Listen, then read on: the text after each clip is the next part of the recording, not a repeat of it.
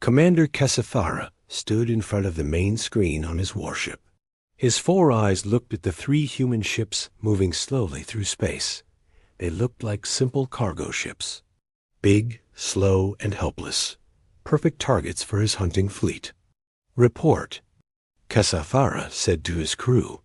His voice made a clicking sound that all Zephyrians made when they talked. "3 human vessels, Commander," said his scanner officer. "They appear to be merchant ships. No military escort. No weapons we can see." Kesafara's mouthparts moved in what humans would call a smile.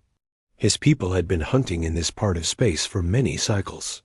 They took cargo, sold prisoners, and destroyed ships. It was good business. These humans were new to space travel. They would be easy prey. "What do we know about these ... humans?" Kesafara asked. His intelligence officer checked his data pad. "New species, Commander. They only started traveling between stars 50 years ago. Their technology is simple. Their weapons are weak. They fight wars on their home planet with chemical explosives and metal bullets. The other Zephyrians on the bridge made laughing sounds. Chemical explosives. How primitive." The Zephyrians had energy weapons that could cut through ship armor like cutting through water. "Perfect," Kesafara said. "Signal the fleet. We will surround them and demand they surrender. If they refuse, we destroy 1 ship. The others will give up quickly." On the human ship USS Liberty, Captain Jake Morrison sat in his command chair. He was a tall man with short brown hair and calm blue eyes. He had fought in many battles before coming to space. His crew trusted him completely. "Sir," said Amy Rodriguez from her position at the navigation station, "the alien ships are moving to surround us." Jake nodded slowly. "How many ships, Amy?" 12, sir. They look like Zephyrian raiders." Jake looked at the main screen. The alien ships were moving into attack positions around his small group of 3 ships. To anyone watching, it looked like wolves surrounding sheep. "Open a channel to the Frontier and Pioneer," Jake said. The faces of Captain Lisa Kane and Captain Ben Hayes appeared on his screen. Lisa was a woman with red hair and green eyes. She had been a fighter pilot before becoming a ship captain. Ben was older, with gray hair and scars on his face from an explosion years ago. "Looks like we have company," Lisa said. Her voice was calm, but Jake could see the excitement in her eyes. 12 ships, Ben said, just like intelligence said there would be. Jake smiled. "Are your crews ready?" "Ready and waiting," Lisa replied. "My people are excited to finally do their job," Ben added. The 3 human ships continued moving slowly through space. To the Zephyrians, they looked like helpless cargo vessels. The ships were big and round, with large cargo sections and small crew areas. They had no visible weapons, no armor plating, no military markings. But looks could be very wrong. Inside the Liberty, Ryan Clark sat at his weapons station. His fingers moved over controls that looked like cargo management systems. But Ryan was not managing cargo.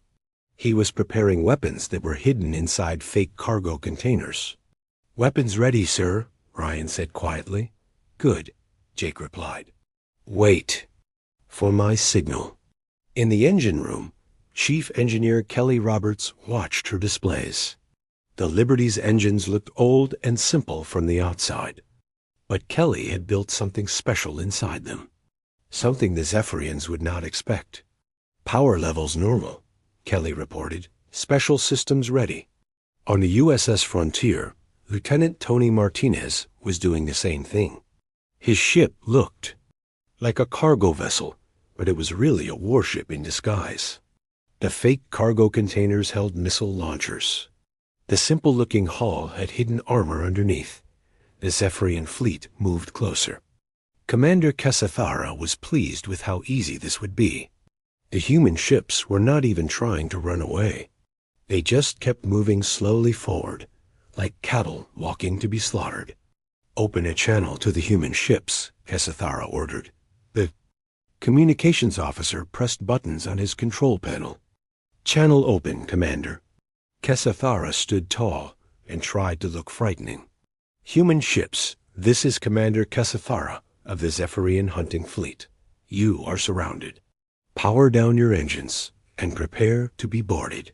Surrender now, and some of you may live.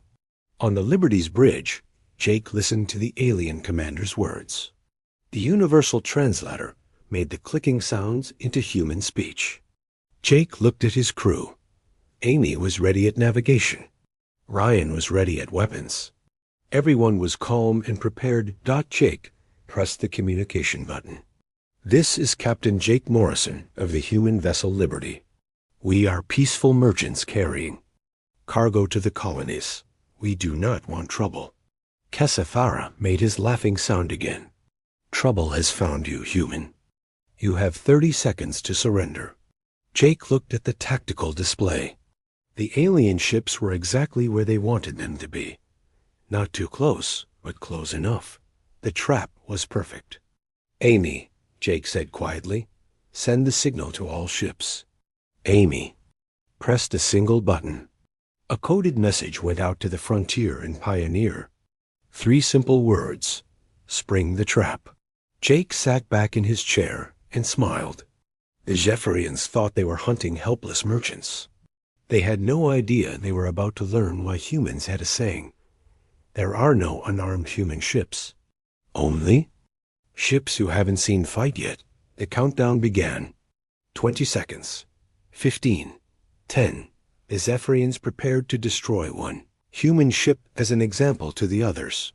The humans prepared to show the galaxy why attacking Earth's children was a very bad idea. The 30 seconds passed like hours. Commander Kesethara watched the human ships on his screen. They had not surrendered. They had not tried to run. They just kept moving forward slowly, like they did not understand the danger they were in. Humans are even more stupid than we thought, said the Zephyrian weapons officer. Fire a warning shot across the first ship, Kesethara ordered. Let them see our power. The weapons officer pressed his controls. A bright blue energy beam shot through space. It passed just in front of the Liberty, close enough that the human crew could see it on their screens. On the Liberty's bridge, Jake Morrison watched the energy beam pass by his ship. Well, they fired first, he said calmly. Amy, did you record that?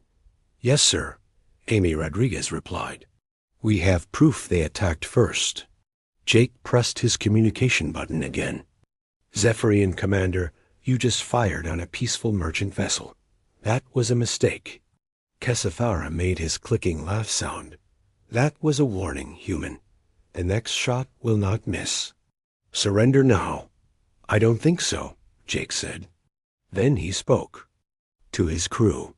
All stations, this is the captain. Battle stations. Show them what a real human ship looks like. Ryan Clark's fingers flew over his weapon controls. Weapons hot, sir. Dropping the disguise. All around the Liberty, panels slid open. What had looked like cargo containers now showed missile tubes and energy cannons. The simple-looking hull split apart to reveal heavy armor plating underneath. Gun turrets rose from hidden spaces. At the same time, the USS Frontier was changing too. Captain Lisa Kane stood on her bridge as her ship transformed. Drop all pretenses, she ordered. Let them see what they're really fighting. The Frontier's fake cargo sections fell away completely. Underneath was a warship with enough firepower to destroy a small moon. Railgun batteries extended from the ship's sides. Missile pods opened like deadly flowers. The USS Pioneer was doing the same thing. Captain Ben Hayes watched his crew work with smooth precision. Weapons systems online, reported his weapons officer. All defensive systems ready. The 3 human ships had changed from helpless cargo vessels into deadly warships in less than 30 seconds. The Zephyrians stared at their screens in shock. "Impossible," whispered Kesethara's scanner officer. "Those were cargo ships. We scanned them. They had no weapons." "Scan them again," Kesethara ordered, his voice showing fear for the first time. The new scans showed the truth. Each human ship had enough weapons to fight an entire fleet. They had armor that could stop anything the Zephyrians could shoot at them. They had shields that were stronger than anything in Zephyrian space. "Commander," said the communications officer, "the humans are sending another message." Jake Morrison's voice came over the speakers. His voice was still calm, but now there was something dangerous in it. "Zephyrian fleet, you have fired on human vessels. You have threatened human lives. This is your only chance to leave. Turn around and go home." Kesethara felt anger replace his fear. He was a Zephyrian commander. He had conquered dozens of species.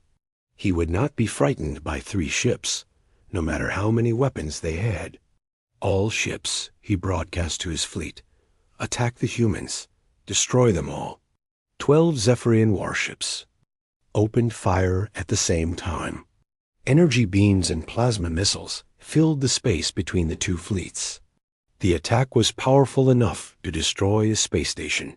The human ships disappeared behind walls of explosions and energy. For a moment, Kesethara thought he had won. Then the explosions cleared. All 3 human ships were still there. Their shields glowed bright blue, but they had not been damaged. "Not even a little bit. How is that possible?" demanded the Zephyrian weapons officer. They got their answer quickly. The Liberty fired back. Tony Martinez on the frontier had been waiting for this moment. His point defense systems came online.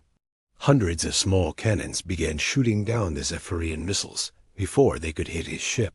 The energy beams hit his shields and bounced off like rain hitting a window. "Point defense is working perfectly," Tony reported to Captain Kane. "Their weapons can't get through." Lisa Kane smiled. "Good. Now let's show them how humans fight. All weapons, fire at will." The Frontier's rail guns fired. Instead of energy beams, they shot pieces of metal at incredible speed. The metal hit the Zephyrian ships so fast that their shields could not stop them. 2 alien ships exploded immediately. The Pioneer fired next. Captain Ben Hayes had ordered his crew to target the enemy's engines. "Disable them," he said. "Leave them floating, helpless." The Pioneer's missiles were different from anything the Zephyrians had seen. They moved and turned like living things, dodging the alien defensive fire. When they hit their targets, they did not explode. Instead, they sent out electrical pulses. That shut down the enemy ship's power systems. 3 more Zephyrian ships went dark. Floating helpless in space, the Liberty's turn came last. Jake Morrison had been studying the enemy formation. "Ryan, target their command ship. Single shot. Right through their bridge." Ryan Clark lined up his shot carefully. The Liberty had one special weapon that the other ships did not have. It was a cannon that shot pure energy, focused into a beam thinner than a human hair, but containing the power of a star. The beam hit Kesethara's ship exactly where Ryan had aimed it. It went through the ship's shields like they were not there. It cut through the armor like cutting through paper. It passed right through the bridge and out the other side. Kesethara and his entire bridge crew died instantly. Their ship began to spin out of control, systems failing one by one. In less than 2 minutes, the Zephyrian hunting fleet had lost half their ships. The survivors tried to retreat, but their engines were damaged. They could only move slowly. Captain Kane opened a communication channel to all the surviving alien ships. "Attention Zephyrian vessels. This is Captain Lisa Kane of the human ship Frontier. You attacked us without cause. You threatened peaceful merchants. This is what happens when you attack humans." She paused and continued. "You have 2 choices. Surrender now, and we will let you live. Try to fight, and we will destroy you all. You have 30 seconds to decide. The Zephyrian ships that could still move began to run away as fast as possible. The ones that were disabled sent surrender signals. Jake Morrison sat back in his command chair. "Well," he said to his crew, "that was easier than expected." Amy Rodriguez was checking her scanners. "Sir, I'm reading more ships coming this way." "A lot more," Jake nodded. "Reinforcements. They must have called for help before we disabled their communications." Lisa Kane's voice came over the communication system. "Looks like round 2 is coming, gentlemen." Ben Hayes joined the conversation. "Good. My crew is just getting warmed up." The 3 human captains looked at their tactical displays. More enemy ships were coming. Many more. But they were not worried. The Zephyrians had just learned their first lesson about fighting humans. They were about to learn many more. Admiral Vex Karen received the emergency message while he was eating his morning meal. His aide rushed into his private quarters, looking frightened. "Admiral, we have a problem," the aide said, breathing hard. "The hunting fleet at Kepler Junction is under attack." Vex Karen was older than most Zephyrians. He had been fighting space battles for over 40 years. He had never lost a fight. "What kind of attack?" he asked calmly. "Humans, sir. 3 human cargo ships destroyed half of Commander Kesathara's fleet." Vex Karen stopped eating. 3 cargo ships? That's impossible. Humans have no real military. Their ships are primitive. The aide handed him a data pad with the battle report. Vex Karen read it quickly. His 4 eyes grew wide with surprise and anger. "Get my fleet ready," he ordered. "All ships. We leave in 1 hour." "How many ships, Admiral?" "All of them. 30 ships should be enough to handle 3 human vessels, no matter what tricks they have." While Admiral Vex Karen prepared his fleet, the 3 human ships were busy. They had moved away from the battle site and were now hiding in an asteroid field near the Kepler Junction. But they were not just hiding. They were preparing. Captain Jake Morrison stood in the Liberty's main cargo bay. It was a huge space filled with containers and equipment. But most of the containers were not carrying normal cargo. "Chief Roberts, how are we doing with the preparations?" Jake asked. Chief Engineer Kelly Roberts wiped oil from her hands with a dirty cloth. "We're almost ready, Captain. The boys have been working non-stop for 6 hours." Jake looked around the cargo bay. His crew was busy taking apart the fake cargo containers and using the parts to build something new. They were making weapons. "Lots of weapons. What about the special project?" Jake asked. Kelly smiled. "Danny Foster came up with a brilliant idea. We're turning the cargo containers into kinetic weapons. Fill them with metal pieces and shoot them at the enemy ships, like giant shotgun shells." Danny Foster was working on one of the modified containers. Nearby, he was a young man with strong arms and a creative mind. Before joining the Space Navy, he had been an engineer who designed mining equipment. "Captain," Danny said, looking up from his work, "these containers can hold 2 tons of metal fragments each.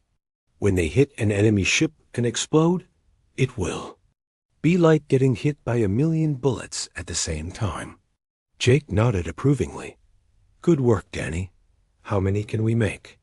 "We have parts for 50 containers, sir. That should be enough." On the USS Frontier, Captain Lisa Kane was working on a different kind of preparation. She stood in the communications room with Kate Johnson, her communications specialist. "Kate, have you broken their communication codes yet?" Lisa asked. Kate was a small woman with short black hair and very smart eyes.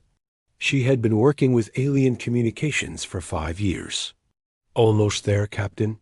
Their encryption is pretty good, but not good enough." Kate's fingers moved quickly over her control panel. Numbers and symbols flowed across her screens. "Got it," she said suddenly. I can now read all their messages and send fake ones. Excellent, Lisa said. When the reinforcements arrive, I want you to cause as much confusion as possible. I already have some ideas, Captain. Did you know that Zephyrian ships use automated target sharing? If I send the right signals, I can make them shoot at each other. Lisa smiled. I like the way you think. On the USS Pioneer, Captain Ben Hayes was meeting with his medical officer. Dr. Sam Parker was a woman who had served in ground combat before becoming a ship's doctor. She knew how to heal people and how to hurt enemies. Doctor, I need you to analyze the wreckage from the ships we destroyed, Ben said. Looking for weak points? Sam asked. Exactly. We got lucky in the first fight. The next one will be harder. Sam nodded. I've already started. Zephyrian ships have a major weakness. Their power systems are centralized. Hit the right spot and the whole ship goes dark. Where is this weak spot? Sam brought up a holographic display of a Zephyrian ship. Here, she said, pointing to a section near the rear of the ship. It's protected, but not as well as their main guns. Good. I'll pass this information to the other ships. The three human captains met by video link to plan their strategy. They had been friends for many years and had fought together in several battles. Intelligence says the reinforcement fleet has 30 ships, Jake said. That's 10 times what we faced before. But they'll be expecting a normal space battle, Lisa replied. We need to do something they won't expect. Ben looked at the star chart on his screen.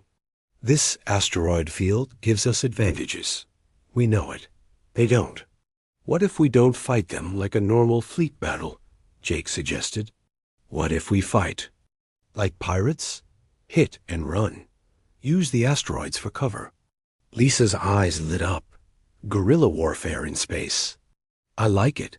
We'll need to split up, Ben said. Make them think we're running scared. Draw them into the asteroid field where they're big ships. Can't maneuver easily. Jake nodded.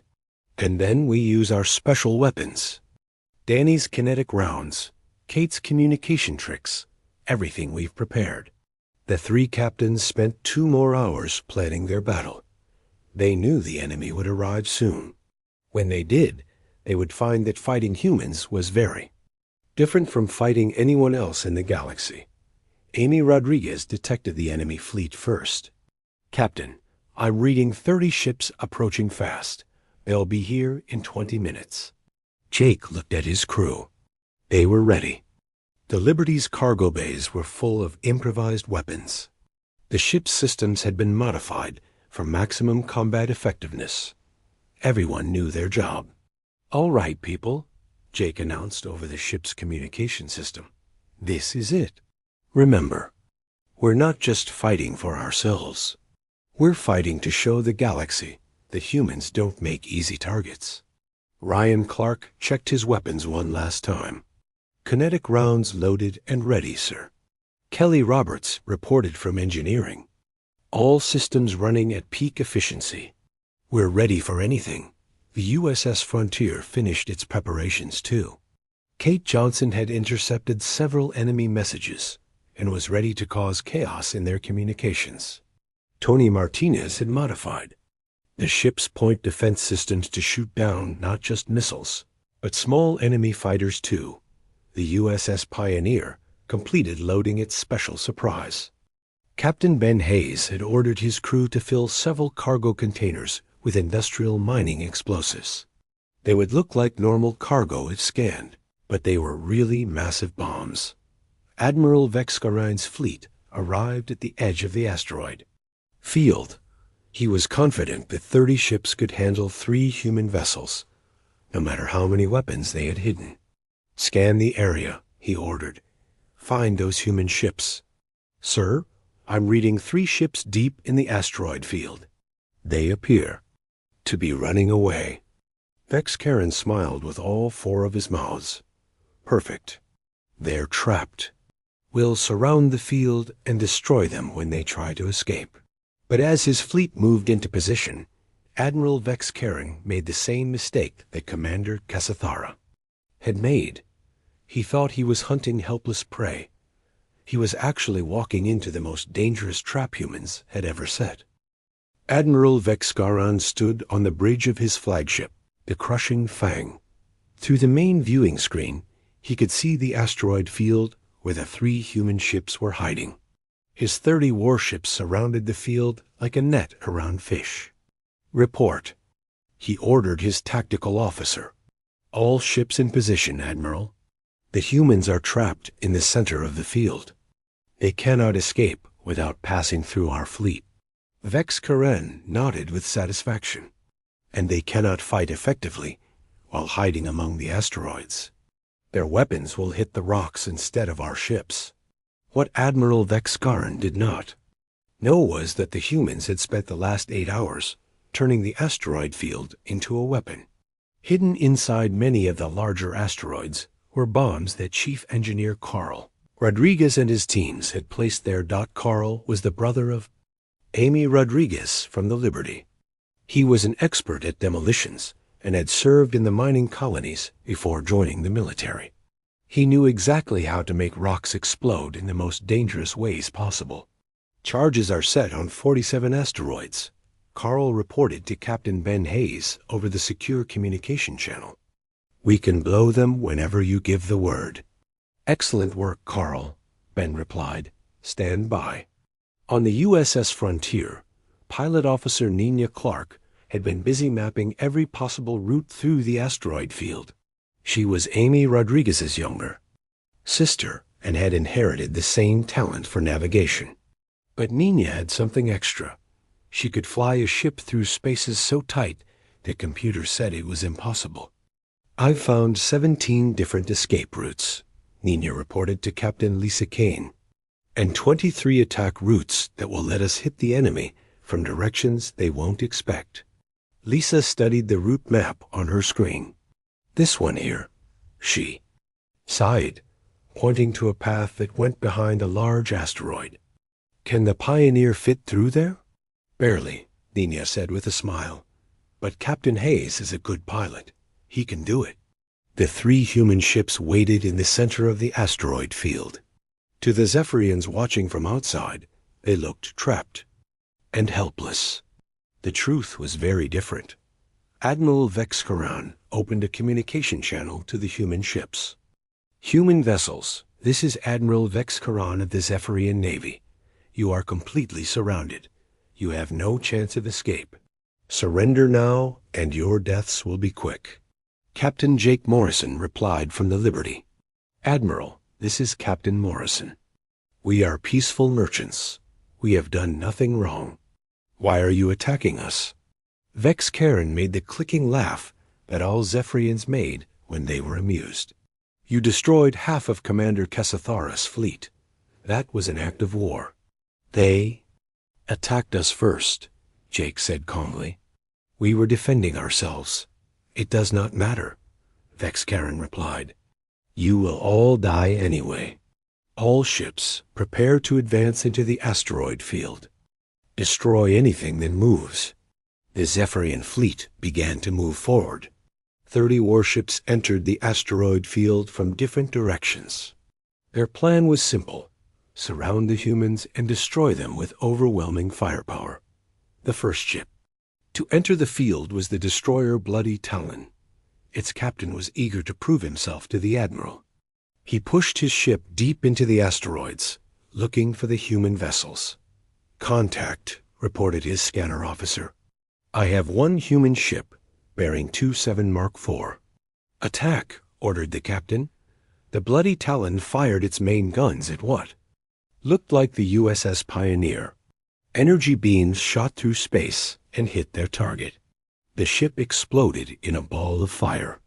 Target destroyed, reported the weapons officer.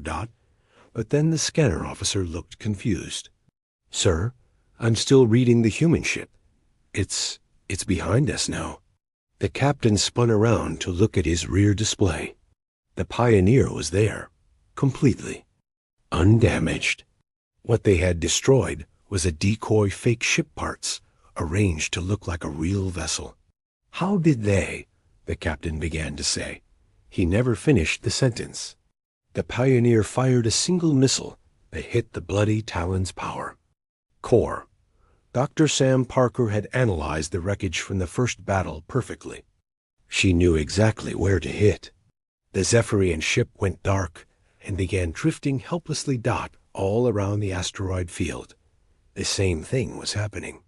The human ships appeared and disappeared like ghosts. They would show up, fire a few shots, then vanish behind the asteroids before the Zephyrians could return fire. Kate Johnson on the frontier was having the time of her life. She was sending false messages to the Zephyrian ships, making them shoot at shadows and empty space. "Captain Kane," she reported with a big smile, "I just convinced 2 enemy ships that they were under attack by each other. They're shooting at each other instead of looking for us." Lisa Kane watched the battle on her tactical display. "Excellent work, Kate. How many ships are left?" 26, Captain. "We've disabled 4 without taking any damage ourselves." The battle continued for 2 hours. The Zephyrians became more and more frustrated as they chased the human ships through the asteroid maze. Every time they thought they had a target, it disappeared. Every time they fired their weapons, they hit empty space or asteroids. Admiral Vex Charon was getting angry. "How can 3 ships avoid 30? He demanded. "They're just humans." His tactical officer looked nervous. "Sir, they know this asteroid field better than we do. They're using it like a fortress." "Then we'll destroy the whole field," Vex Charon declared. "All ships, pull back to minimum safe distance. We'll use our heavy weapons to blast every asteroid to dust." The Zephyrian fleet began to retreat from the asteroid field. Their plan was to destroy everything with their biggest guns. It was a good plan. It would have worked against any normal enemy. But humans were not normal enemies. "They're pulling back," reported Amy Rodriguez from the Liberty. "Looks like they want to destroy the whole field." Captain Jake Morrison smiled grimly. "Perfect. Carl, are you ready?" "Ready and waiting, Captain," Carl Rodriguez replied from his position deep in the asteroid field. "Do it." Carl pressed a button on his control device. All around the asteroid field, 47 hidden bombs exploded at the same time. But these were not random explosions. Carl had calculated exactly where to place each bomb to create maximum chaos. The explosions sent huge chunks of rock flying in all directions. Some pieces were as big as houses. They flew toward the Zephyrian fleet at incredible speed. The asteroid debris hit the alien ships like a storm of giant bullets. Their shields were designed to stop energy weapons, not massive chunks of rock. Moving at high speed, ship after ship was damaged or destroyed by the flying debris. "Admiral," shouted the communications officer on the crushing Fang, "we're receiving distress calls from 12 ships. They've been hit by debris. 7 ships are requesting permission to retreat." Admiral Vex Charon stared at the chaos on his screen. Half his fleet was damaged or destroyed. The other half was scattered and confused. And somewhere in that cloud of dust and debris, 3 human ships were still waiting. "This is impossible," he whispered. "They're just merchants. They should not be able to fight like this." His tactical officer looked at the scanner readings. "Sir, the human ships are moving again. They're coming toward us." Through the cloud of asteroid dust, 3 shapes emerged. The USS Liberty, USS Frontier, and USS Pioneer flew in perfect formation. They had been hiding behind the largest asteroids when the explosions happened. Now they were ready for the final attack. Captain Lisa Kane opened a communication channel to the surviving Zephyrian ships. "Admiral Vex Charon, this is Captain Kane. You came here to hunt what you thought were helpless merchants. How does it feel to be the one being hunted?" Admiral Vex Charon did not reply. He was staring at his tactical display in shock. In less than 3 hours, his fleet of 30 ships had been reduced to fewer than 15, and those 15 were scattered, damaged, and demoralized. The 3 human ships moved closer. Their weapons were ready. Their crews were calm and professional. They had turned what should have been their destruction into the enemy's defeat. Hunters had become the hunted, and the hunt was not over yet. Admiral Vex Karen watched his fleet fall apart on the tactical display. Half his ships were destroyed or disabled. The other half were scattered among the asteroid debris, their crews confused and frightened. In 40 years of military service, he had never seen such a complete disaster. "Admiral," his communications officer said nervously, "the remaining ship captains are requesting orders." Vex Karen stared at the screen where the 3 human ships moved through the wreckage like predators hunting wounded prey. "Pull back," he ordered. "All ships retreat to maximum weapons range." The surviving Zephyrian ships tried to regroup, but they were too damaged and disorganized. Several ships had lost their main engines. Others had damaged weapon systems. The asteroid debris had done more damage than any normal space battle. On the Liberty's bridge, Captain Jake Morrison studied the enemy formation. "They're trying to retreat and regroup," he told his crew. "Should we let them?" Asked Ryan Clark from his weapons station. Jake considered this carefully. "Amy, scan their flagship. How badly is it damaged?" Amy Rodriguez worked her controls. "The big ship in the center appears to be undamaged, Captain. It stayed back during the asteroid bombardment." "That's their command ship," Jake realized. "Take it out, and the rest will surrender or run." But attacking the flagship would not be easy. It was the largest and most powerful ship in the Zephyrian fleet. Its weapons could destroy any one of the human ships if it got a clear shot. "Captain Lisa." Kane's voice came over the communication system. "Jake, I have an idea. What if we use the same trick that worked in the asteroid field?" "What do you mean?" Jake replied.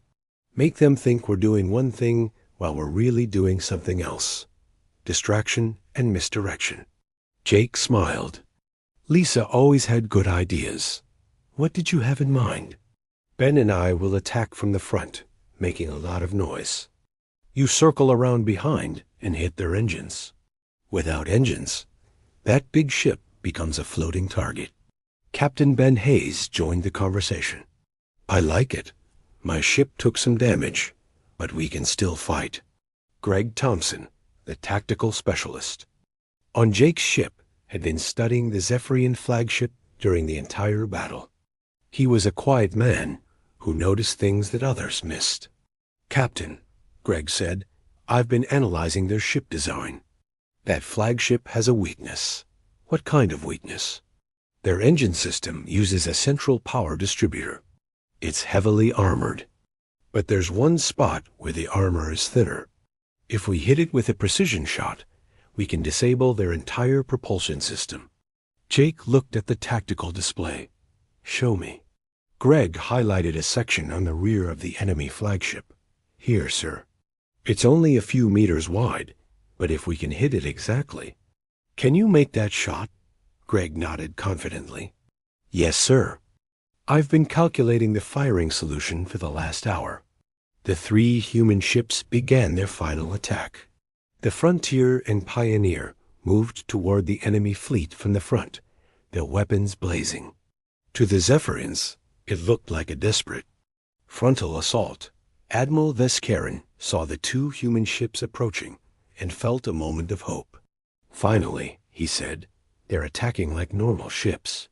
All vessels, concentrate fire on those 2 ships." The remaining Zephyrian ships fired everything they had at the Frontier and Pioneer. Energy beams and plasma missiles filled space between the 2 fleets, but the human ships were not trying to destroy the enemy fleet. They were just trying to get the aliens' attention. Captain Kane and Captain Hayes flew their ships in evasive patterns, dodging most of the enemy fire while returning just enough shots to keep the Zephyrians focused on them, while the enemy was distracted. Captain Morrison took the liberty on a wide circle around the battle. His ship moved through the asteroid debris, using the large rocks for cover. The Zephyrians were so focused on the frontal attack that they did not notice one ship moving around behind them. "We're in position," Jake announced to his crew. "Greg, do you have your shot?" Greg Thompson's hands moved over his targeting controls with careful precision. On his screen, he could see the exact spot on the enemy flagship that he needed to hit. It was a difficult shot, a target only a few meters wide on a ship that was over a kilometer long. "Target acquired," Greg reported. "Firing solution locked." "Take the shot," Jake ordered. The Liberty's main gun fired a single, precise energy beam. The beam crossed space in less than a second and hit the Zephyrian flagship exactly where Greg had aimed it. The shot punched through the thin armor and destroyed the power distributor for the ship's engines. Admiral Vex Karen felt his ship shudder as the engines died. "Engineering report," he shouted. "Main engines are offline, Admiral," came the reply. "Power distributor destroyed. We cannot move." Vex Karen realized what had happened. While his fleet was fighting 2 human ships, the third had circled around and delivered a killing blow. His flagship was now helpless, drifting in space. Captain Jake Morrison opened a communication channel to the entire Zephyrian fleet. "Attention all Zephyrian vessels. This is Captain Morrison of the human starship Liberty. Your flagship is disabled. Your fleet is scattered and damaged. You have one chance to live." The surviving Zephyrian ships stopped firing. Their crews waited to hear what the human captain would say. "You came here to attack what you thought were helpless merchants," Jake continued. "You learned that there are no helpless humans in space. Every human ship is ready to fight. Every human crew is trained for war." Admiral Vex Karen listened to the human captain's words with growing understanding. These were not merchants. They were warriors disguised as merchants. The entire cargo ship disguise had been a trap. "You will return to your space," Jake said. "You will tell your people what happened here. You will explain that attacking human ships is not hunting. It is suicide." Captain Lisa Kane added her voice to the message.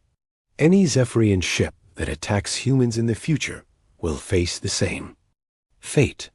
We do not start fights, but we always finish them." Admiral Vex Karen realized he had no choice. His fleet was destroyed. His flagship was helpless. If he surrendered now, some of his people might live. "Human ships," he said over the communication channel. "This is Admiral Vex Karen. We ... We surrender." "Good choice," Jake replied. "Collect your survivors and leave. Do not return to human space." The surviving Zephyrian ships began rescue operations, picking up crew members from the destroyed vessels. It took them 6 hours to collect all the survivors. During that time, the 3 human ships waited patiently, their weapons ready but not firing. When the rescue was complete, the Zephyrian fleet limped away from the battle site. They had entered the asteroid field as hunters, confident in their superiority. They left as broken survivors, carrying news that would change how the galaxy viewed humanity. Captain Jake Morrison sat in his command chair as the enemy ships disappeared into hyperspace. "Well," he said to his crew, "I think that went well." Amy Rodriguez was already plotting a course to their original destination. "Where to now, Captain?" "The Centauri colonies," Jake replied. "We have actual cargo to deliver." Ryan Clark looked up from his weapons station. "Sir, should we change back to looking like cargo ships?" Jake thought about this for a moment. "No," he decided. "I think the word is going to spread pretty quickly about what happened here. Let people see what our ships really look like." The 3 human ships formed up and began their journey to the colonies. Behind them, they left wreckage and debris that would serve as a warning to anyone else who thought humans made easy targets. In Zephyrian space, Admiral Vescarin's report caused panic among the military leadership. A fleet of 30 ships had been destroyed by 3 human vessels. The humans had weapons and tactics that no one had seen before. The Zephyrian High Command issued new orders to all their ships. Avoid human vessels at all costs. Do not attack. Do not threaten. Do not even approach human ships without permission. Other alien species received similar reports from their spies and traders.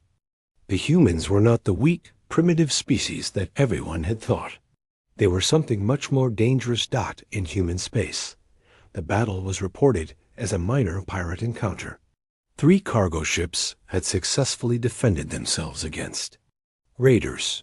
It was the kind of thing that happened every week somewhere in the galaxy, but the humans knew the truth. There were no unarmed human ships. There were no defenseless human crews. Every person who went into space was ready to fight if necessary. The message spread quickly through the galaxy. Humans might look peaceful, but attacking them was the last mistake anyone would ever make. And in the vast darkness of space, human ships continued their journeys, carrying cargo and passengers to distant worlds. They looked like simple merchant vessels. They acted like peaceful traders, but anyone who tried to attack them would learn the same lesson that the Zephyrians had learned. When humans fight, they do not just win. They make sure their enemies never want to fight them again. The stars glittered like distant jewels against the black canvas of space. For most species across the galaxy, these stars represented wonder and beauty. For the Vorax, they were merely signposts marking their next hunting grounds. A massive Vorax warship moved silently through the void, its jagged edges and bone-like protrusions making it look more like a living creature than a vessel. Inside, Supreme Hunter Karak stood before the viewing window, his scaled skin reflecting the dim red light of the command center.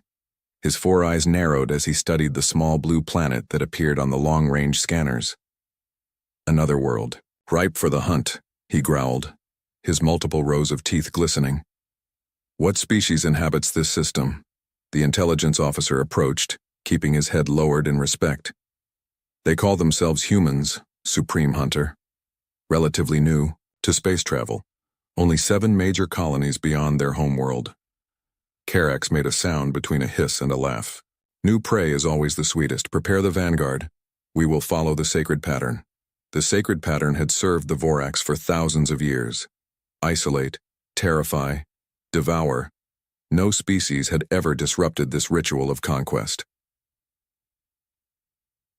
On the edge of human space, the colony of New Eden shimmered under its protective dome. The agricultural world was home to 50,000 settlers who had transformed what was once barren rock into productive farmland that helped feed Earth's growing population. Elaine Ward stood at the observation deck, watching farmers tend to their crops in the massive greenhouses. As military commander of the colony's small defense force, she had grown to love this peaceful outpost. A career soldier with 20 years of service, New Eden had been her first command, and she took pride in how it had flourished over the past 3 years. Her comm unit beeped, interrupting her thoughts. "Commander, we're picking up something strange." "On the long-range sensors," said the voice of her second-in-command, Lieutenant John Franklin. "I'll be right there," she replied, taking one last look at the peaceful scene below before heading to the command center. The command center was a flurry of activity when she arrived. Franklin, a tall man with keen eyes and steady hands, stood by the main console. His usual calm demeanor seemed shaken. "What have we got?" Elaine asked, moving to his side. "A ship, ma'am. Bigger than anything in our database. It's not responding to hails and it's heading straight for us." Franklin brought up the visual on the main screen. Elaine felt her blood run cold. The approaching vessel looked nothing like the sleek ships of Earth or the geometric designs of the peaceful Centauri Alliance. This ship resembled a massive predator, all sharp angles and threatening protrusions. "How long until it reaches us?" "Less than 3 hours at current speed," Franklin replied. Elaine made her decision quickly. Send a distress call to Earth Fleet Command. Wake up the defense grid and begin evacuation protocols for non-essential personnel. You think it's hostile? Franklin asked, though his tone suggested he already knew the answer. I hope I'm wrong, Elaine said, but I'd rather be safe than sorry. 2 hours later, their questions were answered. 3 smaller ships detached from the massive vessel and accelerated toward the colony. When they were within range, they opened fire without warning or communication. The colony's shields held against the first volley, but the second tore through them like they were paper. Evacuation status? Elaine shouted over the blaring alarms. 30% of civilians loaded, Franklin reported, his fingers flying over the console. The rest are being moved to shelters. A massive explosion rocked the command center as one of the defensive gun emplacements was hit. We need more time, Elaine said, making another quick decision. Lieutenant, I want you on the last transport. Take as many people as you can and the data from our sensors. Earth needs to know what we're facing. What about you, Commander? I'll coordinate the ground defense and buy you time, she said, checking her sidearm. That's an order, Lieutenant. Franklin hesitated, then nodded. Yes, ma'am. The battle for New Eden was brief and brutal. The colony's defenses, designed to handle pirates or small raiding parties, were no match for the advanced weapons of the Vorax. Elaine led a group of soldiers in a desperate stand at the main shield generator, trying to keep it online long enough for the last transports to escape. From her position, she saw the aliens for the first time as they breached the outer perimeter. They moved with frightening speed, their armor-plated bodies absorbing weapons fire that would have killed a human instantly. They didn't use cover or employ tactics. They simply charged forward, relentless and seemingly unstoppable. Here. Firing, she ordered as another soldier fell beside her. We need 5 more minutes. Her comm unit crackled to life. Commander, this is Franklin. Last transport is loaded and ready for launch. Get out of here, Lieutenant, she replied, firing her rifle at an approaching alien. That's a direct order. Yes, ma'am. Good luck. There was a pause before he added, It's been an honor. Elaine watched as the final transport rose from the landing pad, accelerating toward space. Several alien ships moved to intercept it, but the transport had a head start and was smaller and more maneuverable. Go, Franklin, she whispered. Tell them what happened here. The aliens breached the final defensive line. Elaine emptied her weapon at the closest one, watching in dismay as the bullets barely slowed it down.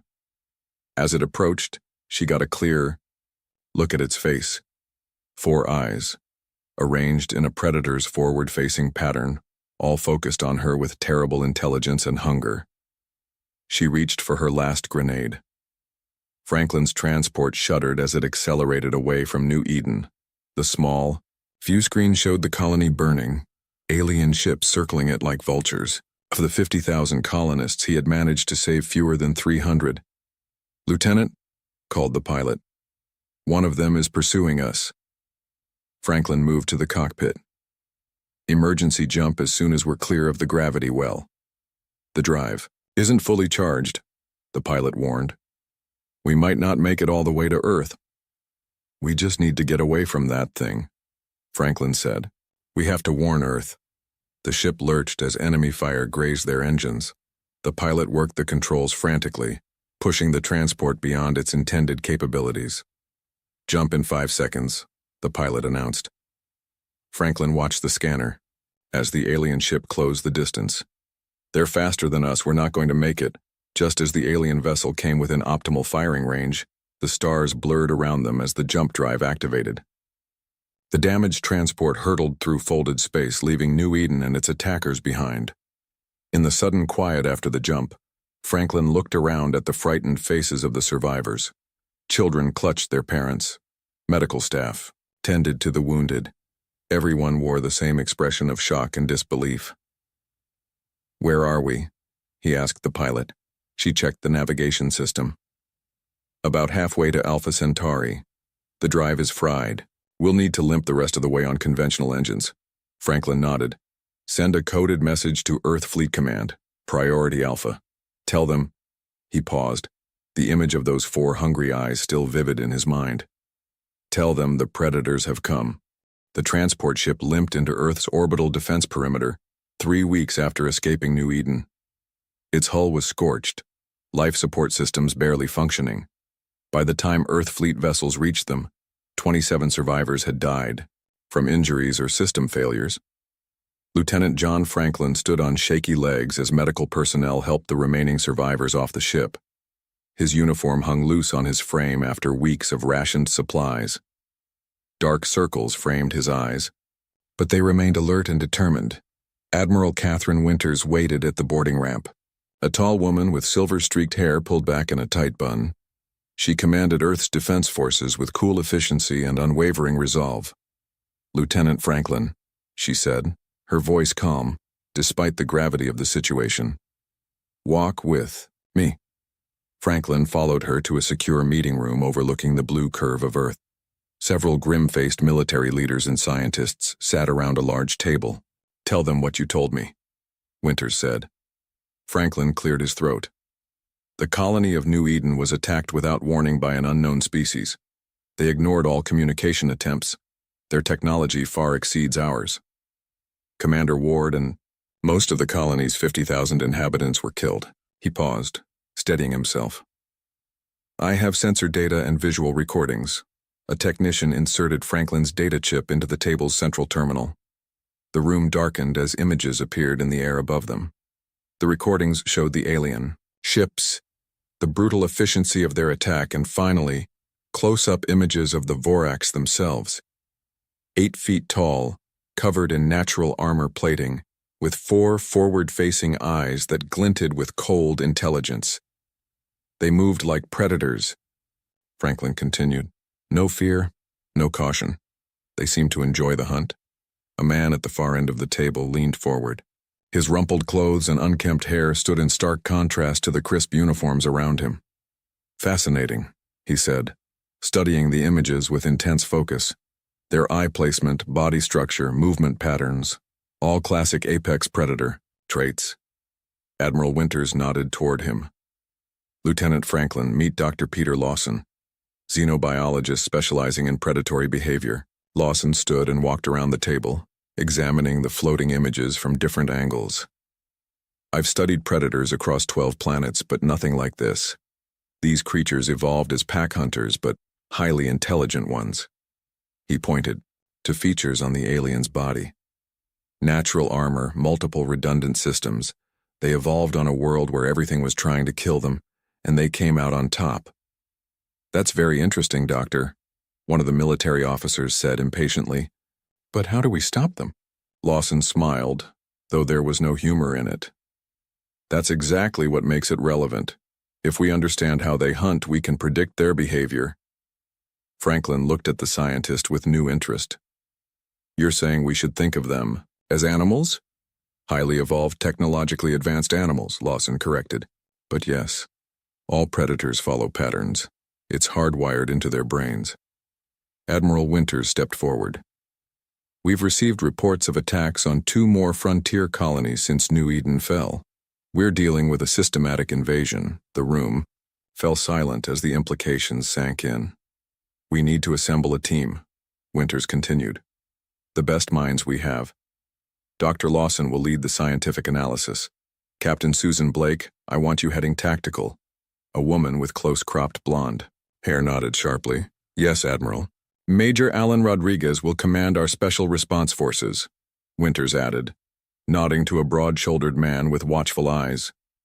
"And Lieutenant Franklin," she said, turning to him, "you're the only person who's seen these creatures in action and lived. We need you." Franklin straightened despite his exhaustion. "I'm ready, Admiral."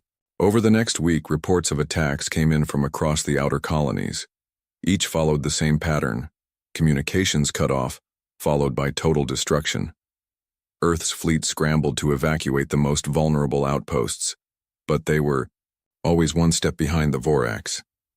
In the Lunar Defense Headquarters, Dr. Lawson's team worked around the clock, analyzing every piece of data they could gather. The central lab had been transformed into what some called the Hunter's Den, walls covered with images and diagrams of the Vorax. Franklin entered the lab after a brief, uneasy sleep. Dr. Lawson stood in the center of the room, staring at a three-dimensional model of a Vorax ship's attack pattern. "You should be resting," Lawson said without turning around. "So should you," Franklin replied. Lawson nodded absently. "I noticed something in your footage from New Eden. The Vorax ships moved in a specific formation when they attacked, 3 points of a triangle.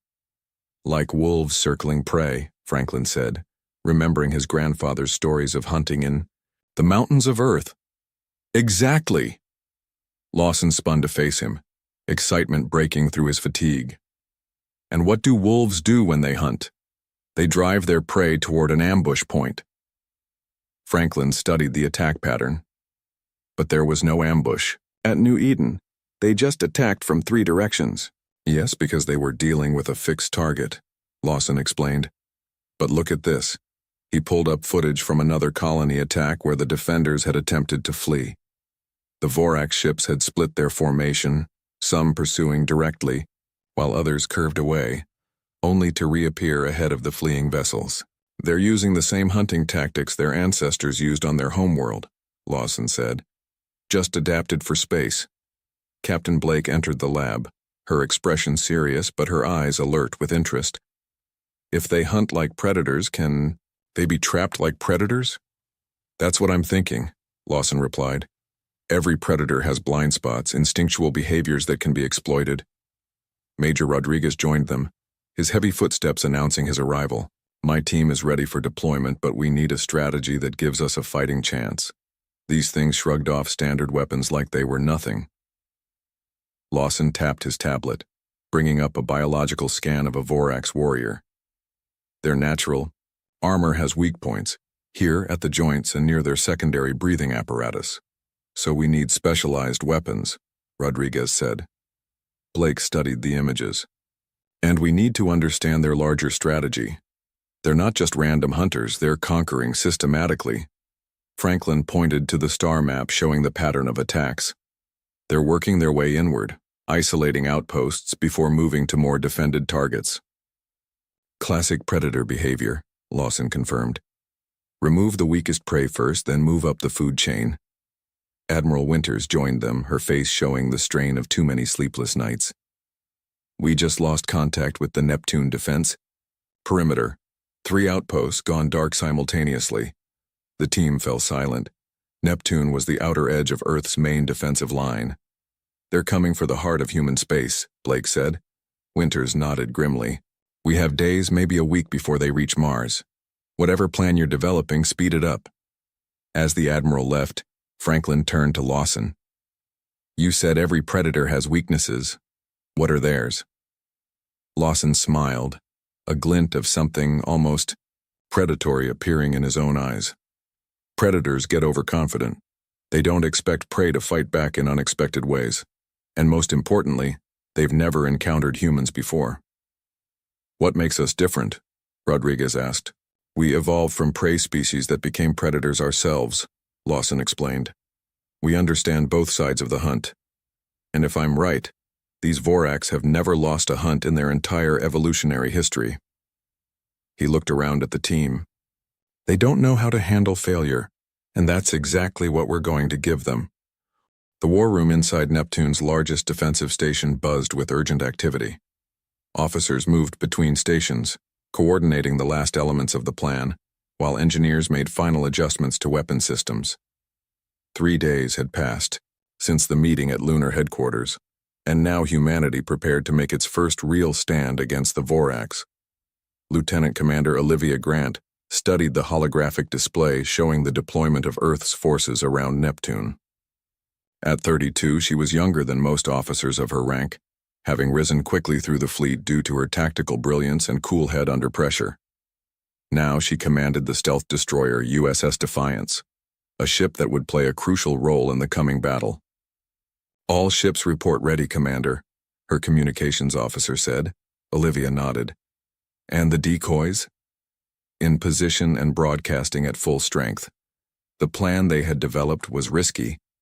Instead of concentrating their forces to defend the Neptune stations, they had evacuated all non-essential personnel and set up what appeared to be thriving, vulnerable colonies on 3 of Neptune's moons. Each colony was actually a collection of automated systems, heat generators, and communication broadcasters designed to mimic human settlements. The real trap lay in the spaces between. Dr. Lawson entered the war room and moved to stand beside her. Despite the gravity of the situation, excitement shone in his eyes. "The latest sensor readings confirm it," he said. "The Vorax fleet is approaching exactly as you predicted. 3 hunting groups, each targeting one of our decoy colonies." Olivia allowed herself a small smile. "Let's hope the rest of your predictions are equally accurate, Doctor." On the main screen, red dots appeared at the edge of the sensor range. Vorax ships moving into the Neptune system. They moved with confidence, clearly expecting another easy victory. "All ships, maintain communication silence," Olivia ordered. "Execute Phase 1. The human fleet, hidden in the shadow of Neptune's rings and its larger moons, powered down to minimal systems. The USS Defiance, specially modified with experimental cloaking technology, disappeared completely from sensors. The Vorax ships split into 3 groups, just as Lawson had predicted. Each group moved toward one of the decoy colonies, following their instinctual hunting pattern. "They're taking the bait," Lawson whispered. Olivia watched the enemy formation carefully. "Notice how they're not bothering to scan for traps? They expect prey to flee, not fight." The largest Vorax vessel moved into position above the largest decoy colony. Smaller ships circled around, cutting off escape routes. It was exactly the same tactic they had used at New Eden and the other fallen colonies. "Phase 2, Olivia ordered. "Mark targets and prepare to fire." Throughout the Neptune system, hidden weapon platforms powered up. The human fleet began to move silently into position, still running with minimal power signatures. The Vorax ships opened fire on the decoy colony, expecting to destroy defenseless buildings and flush out fleeing humans. Instead, they hit empty structures filled with sensor equipment and automated systems. Confusion rippled through the Vorax formation. For the first time, their prey wasn't behaving as expected. "Now," Olivia commanded. All across the Neptune system, humanity's trap was sprung. Mines hidden in the rings detonated, sending clouds of superheated particles into the Vorax ship's sensor arrays. Weapon platforms opened fire from multiple directions. The human fleet powered up and attacked from behind. On the main screen, Olivia watched as the Vorax vessels attempted to regroup. They were powerful but suddenly disoriented, their careful hunting formation shattered. USS Defiance, moving into position, she said, strapping into her command chair as her own ship accelerated toward the largest enemy vessel. "Execute attack pattern Delta." The Defiance moved through the chaos of battle, its experimental cloaking system making it nearly invisible. Dr. Lawson had identified a blind spot in the Vorax sensor systems. They relied heavily on heat detection, a holdover from their evolution as hunters. The Defiance's hull had been coated with a material that absorbed heat, making it as cold as the space around it. "We're in position," the tactical officer reported. "They don't see us." "Target their propulsion systems and fire," Olivia ordered. The Defiance unleashed its full weapons array at point-blank range. The Vorax flagship shuddered as the carefully aimed shots hit vulnerable spots that Dr. Lawson had identified from the biological scans. Across the system, the human fleet pressed their advantage. For the first time, the Vorax were experiencing what it felt like to be hunted. 3 Vorax ships exploded as concentrated fire overwhelmed their defenses. 2 more broke formation, attempting to retreat. The largest vessel, heavily damaged by the Defiance's surprise attack, turned laboriously to face this new threat. "They've spotted us," the tactical officer warned. "Incoming fire." The Defiance rocked as enemy weapons found their mark. Warning lights flashed across the bridge. "Evasive maneuvers," Olivia commanded. "All power to forward shields. Continue targeting their propulsion." The battle raged for another hour. Human ships took heavy damage, but the Vorax had lost their greatest advantage, surprise. The carefully laid trap had worked exactly as planned. Finally, the remaining Vorax vessels pulled back and jumped out of the system. A cheer went up around the war room as the enemy signatures disappeared from sensors. For the first time since They had appeared in human space. The Vorax had been defeated. Admiral Winter's face appeared on the main screen. Despite her usual composure, she couldn't hide her relief. "Well done, Commander Grant. It appears Dr. Lawson's theories were correct." "Yes, Admiral," Olivia replied. "But they'll be back, and they'll adapt." "Of course they will," Dr. Lawson said, studying the battle data with intense focus. "That's what predators do. But now we've proven they can be beaten." In the days that followed, analysis of the battle provided valuable insights. The Vorax ships were indeed powerful, but their tactics were predictable when understood through the lens of predatory behavior. More importantly, the aliens seemed to lack experience in adapting to unexpected resistance. They had never needed to develop complex battle strategies because their hunting patterns had always been sufficient.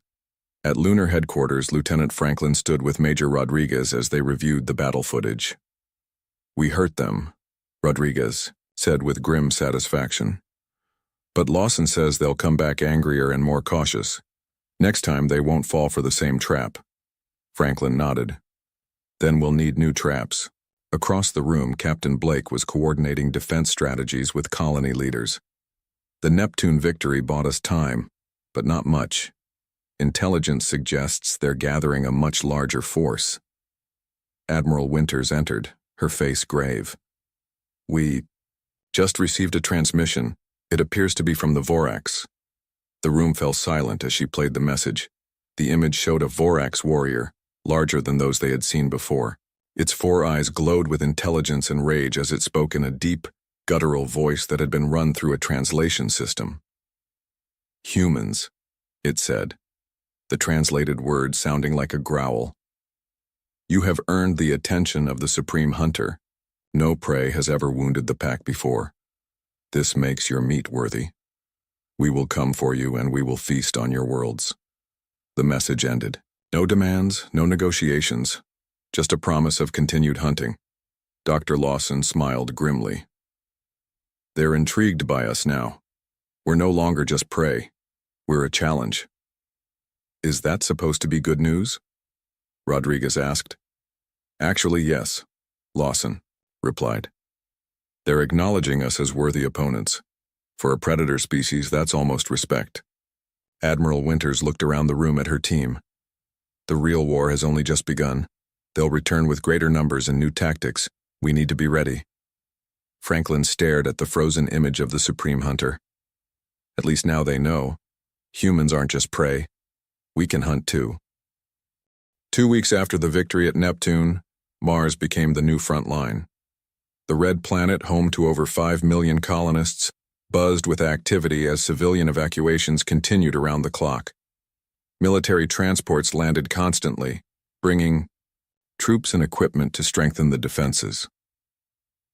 In an underground research facility near Olympus Mons, Dr. Peter Lawson worked with a team of scientists to develop new countermeasures against the Vorax. The laboratory walls were covered with diagrams of Vorax biology based on specimens recovered from the Neptune battle.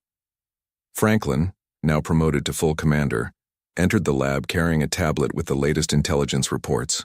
He looked different now, more confident with new scars on his face from a close call during a recon mission. "They're coming," he said without preamble. "Our deep space sensors detected a jump signature. The fleet is 3 times larger than what we faced at Neptune." Lawson barely looked up from his microscope. "How long?" "Less than 24 hours. Franklin moved closer, lowering his voice. "Is it ready?" Lawson stepped back from his work, rubbing his tired eyes. "Theoretically, yes. But we haven't had time to test it properly." On the table lay what looked like a simple canister with an injector attachment. Inside was a pale blue liquid that seemed to shift and move on its own. "Will it work?" Franklin pressed. "It should disrupt their sensory systems," Lawson explained. "The Vorax rely heavily on chemical receptors, similar to smell, to track prey and communicate in battle. This compound creates a kind of sensory overload, confusing those signals." "Like smoke in a predator's nose," Franklin said, nodding. "Exactly. But we only have enough for a few dozen canisters. Major Rodriguez's team will need to deploy them strategically. In the command center above them, Captain Susan Blake studied the defensive layout of Mars with Admiral Winters and the newly promoted Commodore Grant. The Neptune victory had earned Olivia Grant her new rank, but the USS Defiance had been too damaged to repair quickly. Now she commanded the planetary defense grid. "We can't use the same tricks again," Blake said, pointing to the holographic map. "Their supreme hunter will be watching for decoys and ambushes." "Agreed," Grant replied. "So instead of trying to lure them into a trap, we let them come to us, but on our terms." Admiral Winters nodded. "The Martian defense grid is much stronger than Neptune's was. We have more ships, better positions, but the Vorax still outnumber us." "Numbers aren't everything," Blake said. "Dr. Lawson's research suggests they've never faced a prolonged conflict. They're used to quick hunts, not wars of attrition." "So, we make this messy," Grant concluded. "No clean kills for them. We force them to fight building by building, crater by crater if necessary." Blake pulled up images from Earth's military history. Guerrilla warfare, small mobile teams striking and disappearing, hit-and-run tactics. "Not the usual way to defend a planet," Winters said with a frown. "These aren't usual enemies," Grant reminded her. "They think like hunters, not soldiers. Hunters get frustrated when prey doesn't behave as expected." The Admiral considered this, then nodded. "Make it happen. I want every soldier to understand this isn't a conventional war." The next day, the Vorax fleet arrived. Unlike at Neptune, they didn't immediately split into hunting groups. Instead, they formed a tight formation and approached Mars directly. Their flagship, twice the size of any vessel at the previous battle, led the way. "They've adapted," Franklin observed from the secondary command center where he stood with Dr. Lawson. "Just as you predicted." "Yes," Lawson agreed, "but they're still thinking like predators. Look at their formation. It's designed to prevent prey from escaping, not to maximize battle effectiveness." The Vorax opened fire on the orbital defenses, but made no attempt to communicate or demand surrender. They simply attacked, confident in their superior numbers and firepower. Mars' defensive grid responded, powerful energy beams lancing out from surface installations and orbital platforms. Several Vorax ships took direct hits but continued advancing. "They're tougher this time," Grant observed. "Their shields have been strengthened." The battle for Mars began in earnest as Vorax landing craft broke through the defensive fire and headed for the surface. Unlike at the colonies where they had simply destroyed everything from orbit, here they were sending ground forces. "They want to hunt us personally," Blake said, understanding dawning on her face. "This isn't just about conquest anymore. It's about proving themselves as superior predators." Major Rodriguez led his Special Forces team to intercept the first landing parties. Each soldier carried one of Dr. Lawson's canisters attached to their standard weapons. "Remember," Rodriguez told his team as they took up positions in an abandoned mining complex, "we're not trying to win stand-up fights. Hit them with the blue stuff, then fall back. Make them chase us into prepared positions." The first Vorax warriors emerged from their landing craft, 8 feet of armored predator moving with fluid grace despite their size. They spread out in hunting formation, sniffing the air with their secondary breathing apparatus. Rodriguez gave the signal, and his team opened fire from concealed positions. The special ammunition, designed based on Lawson's research, targeted the joints in the natural armor. Several Vorax fell, but others charged forward with frightening speed. "Now," Rodriguez called. His soldiers activated the canisters, which released clouds of blue mist into the air. The effect on the Vorax was immediate and dramatic. They stopped their charge, four-eyed heads swinging in confusion. Some clawed at their breathing slits while others fired wildly in all directions. "Fall back to position 2, Rodriguez ordered. Human forces disappeared into pre-prepared tunnels and passages, leaving the disoriented aliens behind. By the time the Vorax recovered, their prey was gone, but had left obvious tracks to follow. The aliens, driven by instinct and pride, pursued. The same scene played out across the Martian surface as human forces engaged, then retreated, leading the Vorax into kill zones and ambush points. The aliens, unused to prey that fought back intelligently, frequently found themselves exposed to crossfire or trapped in areas where their superior strength gave them no advantage. In orbit, the battle was more conventional but no less fierce. The Vorax flagship targeted Mars's main defensive platform, pounding it with continuous fire. Commodore Grant coordinated the defense from a bunker deep beneath the Martian surface. "Our orbital defenses are failing," she reported to Admiral Winters. "We can hold the ground for now, but without space superiority, we'll eventually be overwhelmed." On the surface, Franklin moved with a squad of Marines, heading toward a downed Vorax ship that had crashed relatively intact. "Dr. Lawson thinks their ships might contain valuable intelligence," he explained to the squad leader. "We need to get inside before they send recovery teams." The Marines approached the crashed vessel, cautiously. The hull had split open, revealing corridors that seemed designed for creatures larger than the Vorax they had encountered. "Stay alert," Franklin warned. "This is their territory now." Inside the ship they found strange technology and hieroglyphic markings that seemed to tell the story of past hunts. But most valuable was what they discovered in what appeared to be the command center, a star map showing the Vorax home system and the extent of their hunting grounds. "They've conquered dozens of worlds," Franklin said in awe. "Maybe hundreds." As they downloaded the data, a noise from deeper in the ship alerted them. A massive Vorax, larger than any they had seen before, emerged from a damaged doorway, 4 eyes fixed on Franklin with terrifying intelligence. The Supreme Hunter had arrived. On Mars. The Marines reacted instantly, opening fire on the massive Vorax. Their specialized ammunition pinged harmlessly off thicker armor than the regular warriors possessed. The Supreme Hunter moved with surprising speed for its size, closing the distance in seconds. "Fall back," Franklin ordered. He activated one of Lawson's canisters, filling the corridor with blue mist. Unlike the other Vorax they had encountered, the Supreme Hunter merely hesitated for a moment, then pushed through the chemical cloud. It wore some kind of breathing apparatus that protected it from the worst effects. "It's adapted," Franklin realized with a chill. He fired again, aiming for the eyes, but the creature moved its head with uncanny precision. 2 Marines fell as the Supreme Hunter tore through their ranks.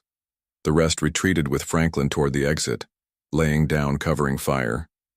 Outside the crashed ship, Franklin activated his comm unit. "This is Commander Franklin.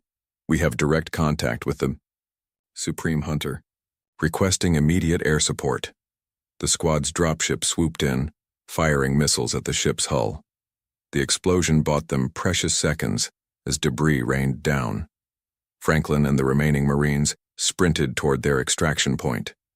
Behind them, the Supreme Hunter emerged from the smoke, unharmed and focused.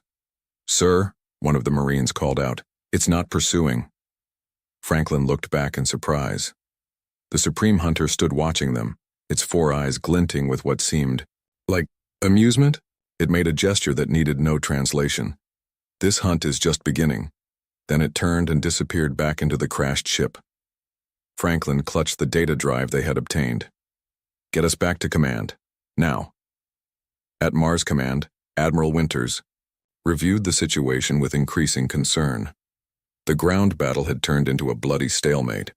Humanity's guerrilla tactics were effective, but the Vorax kept landing more forces. In space, the situation was even worse. Half of Earth's fleet was destroyed or disabled, and the orbital defense platforms were failing one by one. "We need to consider evacuation," one of her staff officers suggested. "Not yet," Winters replied firmly.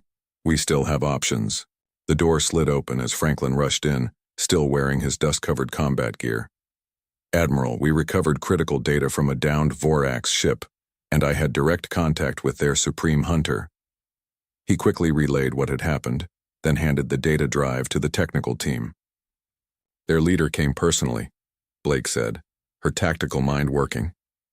"That means this isn't just another hunt to them anymore." Dr. Lawson entered the command center, looking exhausted but excited. "The chemical deterrent is working better than expected on their regular forces, but we don't have enough to cover the whole battlefield." As they spoke, The technical team finished analyzing the stolen data. A junior officer approached the admiral. "Ma'am, we've located what appears to be their breeding world," she reported. "It's surprisingly close, just 30 light years from here." A stunned silence fell over the command center. Captain Blake was the first to understand the implications. "They've been hunting in our direction for centuries, clearing out all other spacefaring species. And the breeding world would be lightly defended," Franklin added. "No prey species has ever fought back enough to threaten it." Admiral Winters studied the star map carefully. "Their fleet is committed here. If we could strike at their homeworld, it would be like threatening a predator's den," Lawson said. "Even apex hunters will abandon a hunt to protect their young." The plan came together quickly. While the battle for Mars continued, a small strike force would slip past the Vorax fleet and jump directly to their breeding world. Not to destroy it, humanity wasn't prepared to commit genocide, but to demonstrate that humans could threaten what the Vorax valued most. "It's a dangerous gamble," Winters acknowledged. "Who will lead this mission?" "I will," Commodore Grant volunteered. "The USS Defiance has been repaired enough for one more fight." Admiral Winters nodded. "Take whatever crews and ships you need." "I'm going too," Franklin said. "I've seen the Supreme Hunter up close. I understand how it thinks." Within hours, a small strike force was assembled. The USS Defiance, along with 5 smaller, faster ships, prepared to depart from the far side of Phobos, one of Mars's moons. Dr. Lawson provided them with the last of his chemical weapons and a new device he had developed, a beacon that broadcast signals mimicking wounded Vorax young. "Use this only as a last resort," he warned. "It will enrage them but also draw them away from other targets." As the strike force prepared to depart, the battle for Mars reached a critical point. The Vorax had finally breached the main defensive line and were pushing toward the central habitat domes. Major Rodriguez led a desperate counterattack, using the underground tunnel network to appear behind enemy lines. The fighting was brutal, but it served its purpose, keeping the Vorax focused on Mars while the strike force slipped away. The journey to the Vorax breeding world took 3 days at maximum speed. When they arrived, Commodore Grant ordered the fleet to remain at the edge of the system while the Defiance moved in alone. "We're not here to start a genocide," she reminded her crew, "just to show them we can reach their heart." The breeding world was beautiful in a stark way, a reddish desert planet orbiting a yellow sun. Unlike the heavily armored warships, the defense platforms here were minimal. The Defiance easily slipped past them and entered orbit. Scans showed massive nursery complexes across the northern continent. "We've been detected," the tactical officer reported. "Defensive ships are powering up." Grant nodded. "Send the message, exactly as prepared." A simple communication was broadcast, planet-wide in the Vorax language translated by Dr. Lawson based on the recordings they had gathered. "We could hunt your young, but choose not to. The humans offer a choice, peace or mutual destruction." For long minutes there was no response. Then suddenly a familiar figure appeared on their main screen, the Supreme Hunter. How did it get back here so quickly? Franklin wondered aloud. "Computer," Supreme Hunter spoke, its words translated by the ship's computer. "You have entered the sacred grounds. No prey has ever found this place." There was something like respect in its voice. "We are not prey," Franklin replied, stepping forward. "We are hunters too. We choose not to destroy your young because we understand what matters to hunters." A long silence followed. The Supreme Hunter studied Franklin with all 4 eyes. "Thousands of worlds have fallen to us," it finally said. "None have reached our breeding grounds. None have shown mercy." The word seemed difficult for it to comprehend. "Then perhaps it's time for something new," Franklin suggested. "Not predator and prey, but equals." 3 days later, the first peace talks between humans and Vorax began aboard a neutral station at the edge of Neptune's orbit.